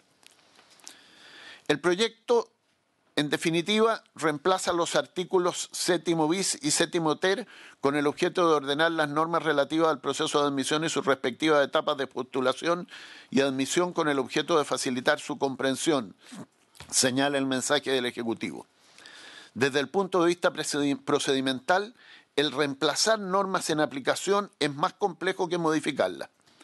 En mi opinión, dado que sostengo que no se debe autorizar las entrevistas ni los procesos de selección por parte de los sostenedores, en lugar de reemplazar los artículos 7º bis y 7º ter, se debe presentar una indicación que incorpore a los hermanos no legales a la primera prioridad y a los niños de hogares del Sename en segunda prioridad, pasando las otras a ser las siguientes en el mismo orden preexistente. En la misma lógica, tampoco corresponde abrir la posibilidad que haya establecimientos que segreguen, como si fuera bueno hacerlo con niños prioritarios.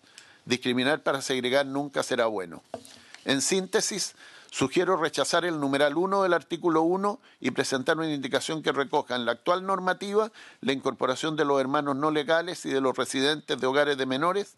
Asimismo, rechazar el numeral 2 y, si la ley se tramita con suficiente agilidad, el artículo transitorio para que la norma de los hermanos y los niños del Sename entre en vigencia en este proceso de admisión en marcha. Esa sería mi posición, señor presidente.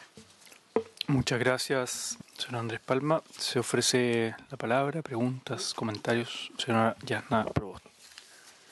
Muchas gracias, presidente. Quiero partir agradeciendo la presentación que nos hace don Andrés Palma respecto de una visión muy completa de lo que de los aspectos y de las implicancias que tiene este proyecto de ley para poder ir consolidando o dejando atrás un sistema que, tal como lo ha señalado él y otros expertos en educación que han acompañado este debate, Chile tenía la triste experiencia de ser de los países más segregadores y discriminadores del mundo.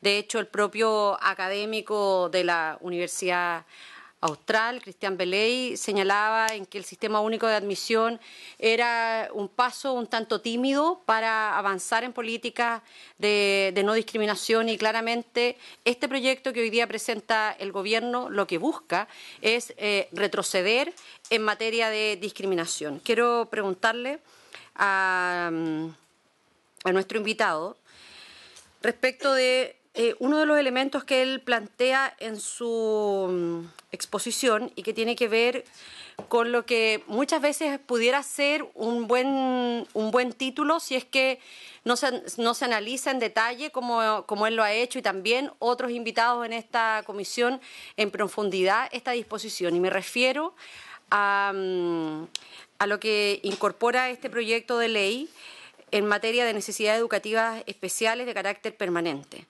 Y lo que dice el proyecto de ley es que ellos van a tener una prioridad para postular a los colegios PIE.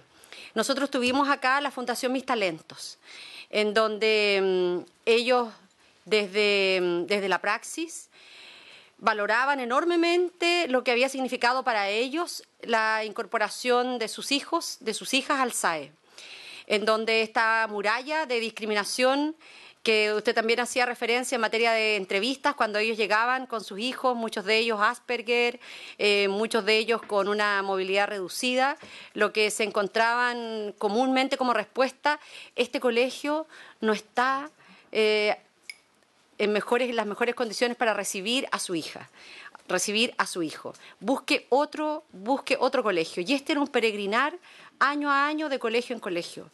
Y lo que lo que busca esta disposición es nuevamente segregar a niños que tienen necesidades educativas especiales a colegios con programas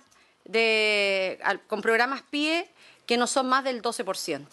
Cuando hoy precisamente lo que dice la ley es que aquellos establecimientos que reciben a niños y niñas con necesidades educativas permanentes y no tienen programa PIE deben recibir el apoyo de la Administración para poder entregarle el apoyo y que vaya aumentando su experiencia educativa a partir de sus necesidades educativas especiales. Entonces, a partir de un buen titular, lo que se busca o lo que se esconde es mantener una lógica de segregación que, tal como usted lo ha señalado en este proyecto, cruza toda la iniciativa. Me gustaría preguntarle respecto de este punto.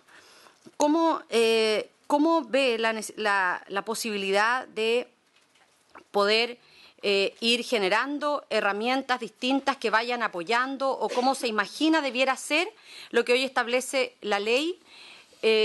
Que aquellos establecimientos que no tienen PIE deban contar con el apoyo de la Administración para apoyar a esos trabajadores de la educación para que puedan acoger correctamente las necesidades educativas de esos niños. Y lo segundo, señor presidente, me gustaría que formalmente nosotros le pidiéramos al Ministerio cuál ha sido el fundamento para que hayan decidido no continuar.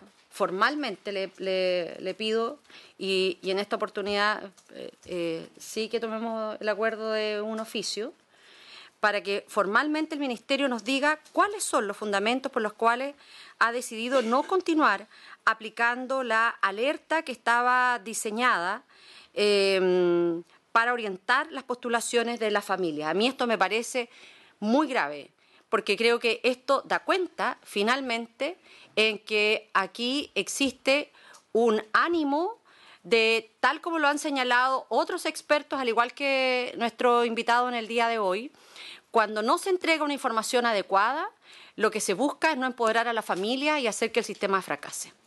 Y por lo tanto, esta decisión del Gobierno de no continuar aplicando esta alerta que oriente las postulaciones de la familia nos parece que es una situación extremadamente grave y que el Ministerio debe dar a conocer a esta comisión cuáles son los fundamentos que lo ha llevado a tomar aquella decisión.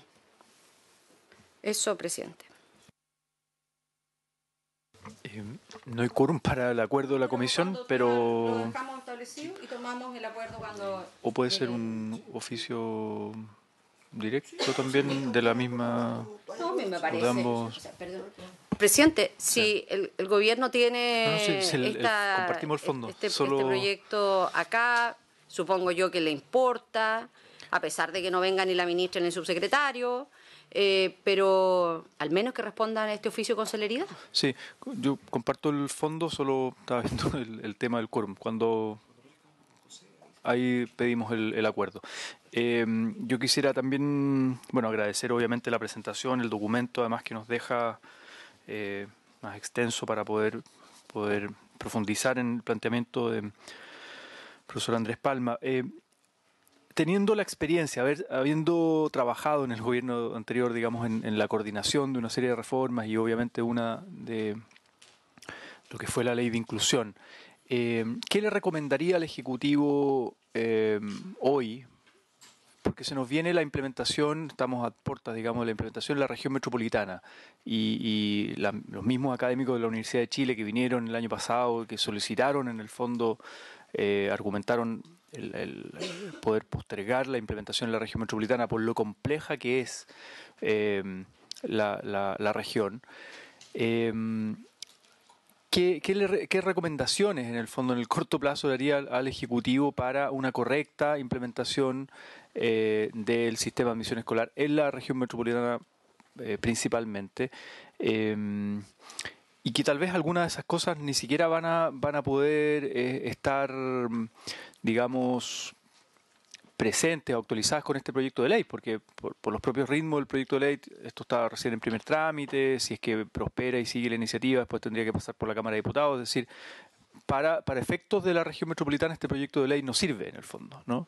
Sin embargo, esto está a la vuelta de la esquina. Entonces, ¿qué recomendaciones le haría usted al actual Ejecutivo para una correcta implementación de este proyecto de ley, entendiendo que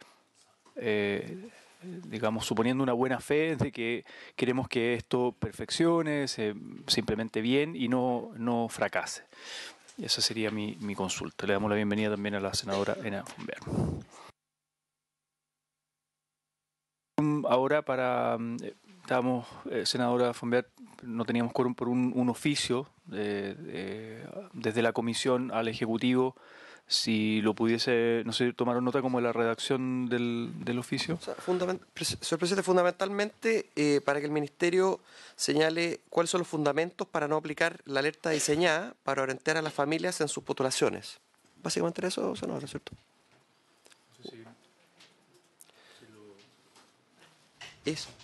¿Cuáles serían los fundamentos?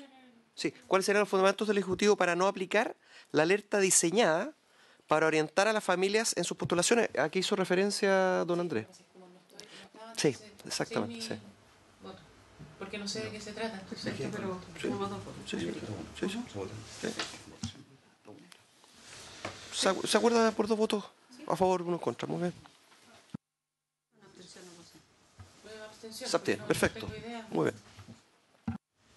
Ahora sí le ofrecemos la palabra. Gracias, señor presidente.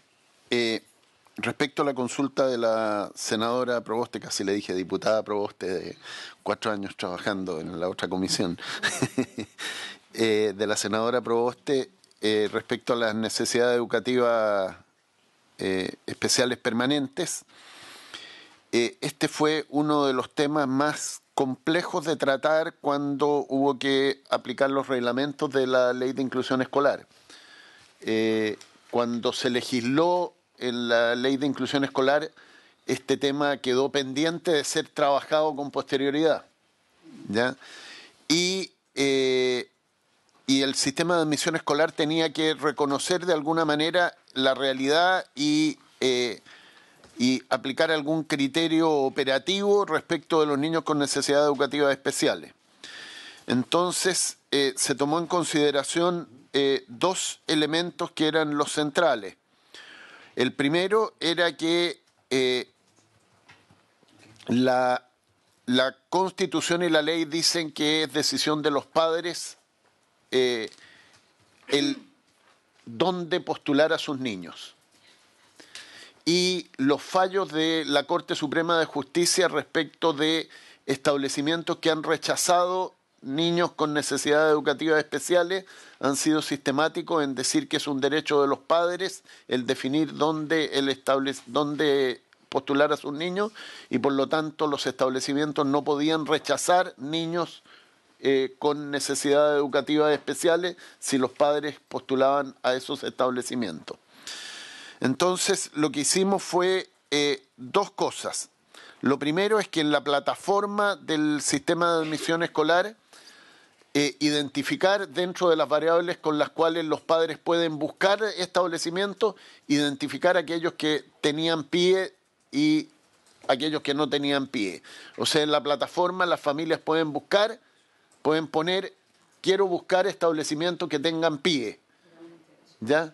Y por lo tanto orientar de esa manera a las familias hacia los establecimientos que tienen pie por por razones de que ahí podrán ser atendidas las necesidades de los niños de mejor manera que en aquellos establecimientos que no tienen PIE.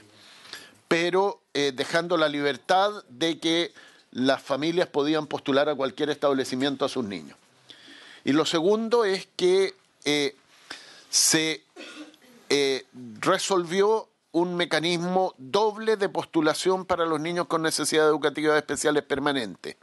Es decir, los establecimientos que atienden niños con necesidades educativas permanentes y que tienen PIE podían decidir si hacían un proceso de selección de niños con necesidades educativas permanentes para completar sus cupos de niños con necesidades educativas permanentes, o si solo participaban abiertamente en el sistema de admisión escolar. Eso es lo que está establecido hoy día. Entonces, para los establecimientos que declaraban hacer un proceso de admisión especial para niños con necesidades educativas permanentes, eso es un proceso que debe completarse antes de la aplicación del sistema de admisión general, y los niños podían quedar, por lo tanto, por la admisión directa por necesidades educativas permanentes, y si no quedaban ahí podían postular igualmente al mismo establecimiento por el sistema de admisión general. Esto funcionó bastante bien. La mayor parte de los establecimientos, en el momento en que yo estuve a cargo, no aplicaron un sistema especial para llenar sus cupos con necesidades educativas especiales, pero algunos sí lo llenaron y el sistema fluyó. Por esa razón, como el sistema fluye, yo creo que no es necesario innovar por ahora en esa materia, salvo en que, en mi opinión, debiera ser obligatorio que todos los establecimientos educacionales debieran acogerse a los programas PIE. El acogerse a los programas PIE tiene dos dificultades. Una financiera, es una dificultad para el gobierno, digamos, y otra para los establecimientos, porque ellos tienen que presentar un programa de atención, ¿ya? Y en algunos casos los sostenedores se rehúsan a incorporarse al PIE porque tienen que presentar ese programa de atención, que tiene que ser un programa que tiene que aprobar el Ministerio de Educación para que efectivamente quede demostrado de que los niños van a tener la atención que corresponde en esta modalidad. Creo que, dado que estamos hablando del tema, también sería bueno señalar que habría que aplicar un mecanismo administrativo al interior del Ministerio de Educación que agilice el pago de la subvención PIE, porque normalmente se entrega con muchos meses de retraso respecto al periodo en el que debiera entregarse. Después, respecto del tema de la alerta que señalaba la senadora Proboste, yo creo que es muy importante mantenerla, y respondiendo también a la consulta del presidente de la comisión, del senador Latorre, yo creo que es una de las recomendaciones que yo haría para la aplicación en la región metropolitana. La alerta no reemplaza ninguna decisión de los padres, sino que lo que hace la alerta, el sistema de alerta, es que cuando en el conjunto de las postulaciones que está haciendo una familia va solo a establecimientos que tienen mucha demanda, y por lo tanto la probabilidad de que quede el niño que está postulándose a esa familia en esos establecimientos a los que está postulando es muy baja, le dice una alerta, le recomendamos postular a más establecimientos porque su probabilidad de ser admitido en esto es muy baja. Y en ese sentido yo creo que es importante mantenerla, especialmente en la región metropolitana, donde se presume los estudios prospectivos que ha hecho la Universidad de Chile y las características geográficas de la región, se presume que va a haber algunos establecimientos 11 establecimientos de calificación alta municipales en el total de la región, ¿ya? Y 100 particulares, 108, 118, no sé, está en el número ahí, particulares subvencionados de calificación alta en la región. Se supone que esos 120, 125 colegios van a tener muchísima demanda. Y por lo tanto, si los padres y las familias postulan solo a esos establecimientos, la probabilidad de que queden seleccionados va a ser baja, y en ese sentido la alerta sería necesaria. ¿Qué otra cosa más? No lo tengo acá, pero sería muy interesante si ustedes revisan la encuesta que hizo a los padres y apoderados 2 veces el Ministerio de Educación, en que les consulta cómo postularon en la encuesta que yo he citado en el informe. Ahí las familias señalan que la principal fuente de información para su proceso de postulación es, no me acuerdo los porcentajes, pero el orden aproximado es, en primer lugar, los establecimientos educacionales, los propios establecimientos educacionales. Y en segundo lugar, los medios de comunicación social. En tercer lugar, si no me equivoco, o en cuarto lugar, está el Ministerio de Educación. Pero los medios de comunicación social son porque el Ministerio de Educación ha hecho campañas comunicacionales e informativas, ¿ya? En el primer año de instalación del sistema de admisión escolar en Magallanes, como era un universo muy pequeño, se pudo hacer un trabajo muy meticuloso, y se trabajó también con juntas de vecinos, con todos los jardines infantiles de Integra, de los BTF, los particulares propiamente tales, en fin, de la Junji, por supuesto, y se hizo un barrido, por así decirlo, de todas las instancias e instituciones donde podía haber niños que entraran por primera vez al sistema de admisión escolar. En la medida en que se ha ido extendiendo el universo, ha ido siendo mucho más relevante la información que se entrega a través de medios institucionales y de medios de comunicación social. Y yo creo que eso es la clave para que el sistema funcione adecuadamente en la región metropolitana. Solicitado la palabra, muchas gracias. La senadora Yarna Proboste, del Ejecutivo, y ya estamos 5 minutos para cerrar. Muchas gracias. Que a raíz del comentario que hizo nuestro invitado en el día de hoy, me surge la necesidad de pedirle al Ejecutivo que informe cómo se ha hecho el pago de las subvenciones PIDE. Y lo digo porque en la zona donde vivo hay falta de médicos especialistas en general, y tenemos solo un neurólogo que hace las atenciones para los alumnos del programa PIDE, un solo neurólogo, quien nos señaló hace algún tiempo que no le han pagado nunca lo que va corrido del año, y por lo tanto que él va a dejar de hacer estas atenciones.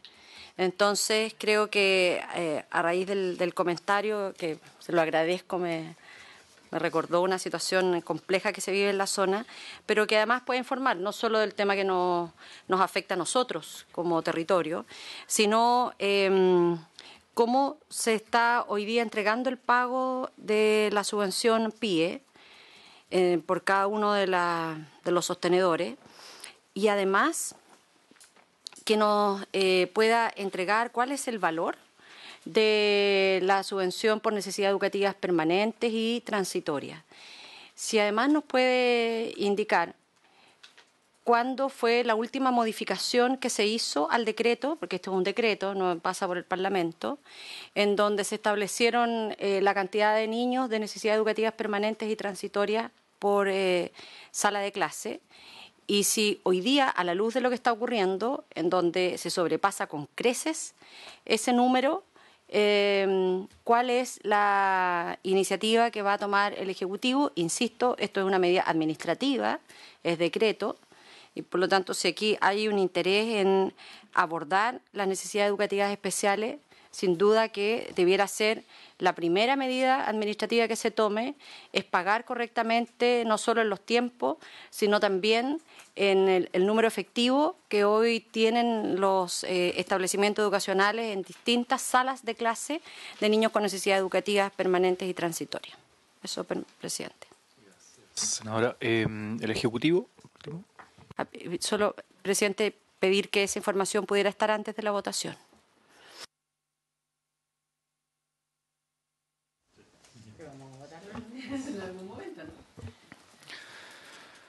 Gracias, presidente.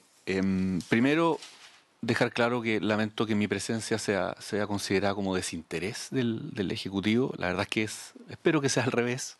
El Ejecutivo está muy interesado en este proyecto y en tramitarlo y en verlo avanzar como corresponde, y por eso estoy acá.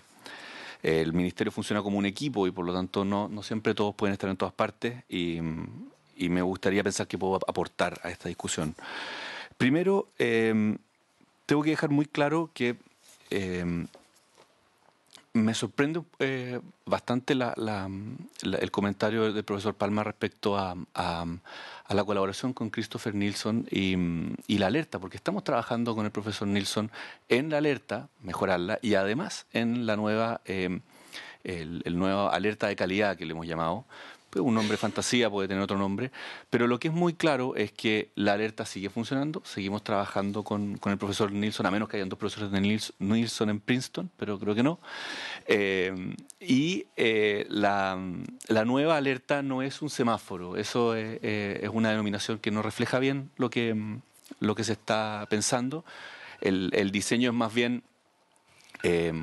como nosotros también hemos revisado las encuestas y la información que arroja la aplicación misma del SAE, hemos visto que cierta información pública que está disponible hoy día, está en línea, uno puede fácilmente acceder a ella, no llega a los padres porque efectivamente los padres acceden a la información a través de fuentes que llama el profesor Carrasco, que estuvo en la sesión anterior, llama fuentes cálidas, es decir, conocidos, familia, cercanía en el barrio, etcétera. Y por lo tanto es necesario, de alguna manera, inducir o llevar esta información de manera más directa a las familias cuando están postulando. Entonces lo que hace esta alerta es informar a las familias de ciertos indicadores que ya son públicos, que son generados por el mismo Estado. Sería ridículo que el Estado no las mostrara o que se les acusara de cualquier otra cosa al mostrarla, con el objetivo de mejorar la información que las familias tienen directamente a mano a la hora de postular. Y para no alargarme más, señor presidente, tengo varios comentarios de la presentación del profesor Palma, pero lo que sí quiero dejar muy claro es que este proyecto en ningún caso y en ninguna medida es una derogación o subvertir el sistema de admisión escolar. De hecho, solo la modificación del 30%, no estoy hablando de los criterios de admisión, la modificación del 30% solo opera evidentemente para los colegios que tengan sobredemanda. Es decir, no es para, es solo un tercio, y además es menos de un tercio, y solamente para los colegios que tienen esta situación. Y además contamos hoy día con una institucionalidad potente, la superintendencia, que vigila y supervisa que no existan situaciones de discriminación. Entonces, lo que se está haciendo aquí es, evidentemente, mejorar, según los principios que el gobierno impulsa y según su programa de gobierno, la operación del sistema de admisión escolar, pero no hay una intención en ningún caso de subvertirla o modificarla o lo que se ha llamado retroceder. Gracias, señor presidente.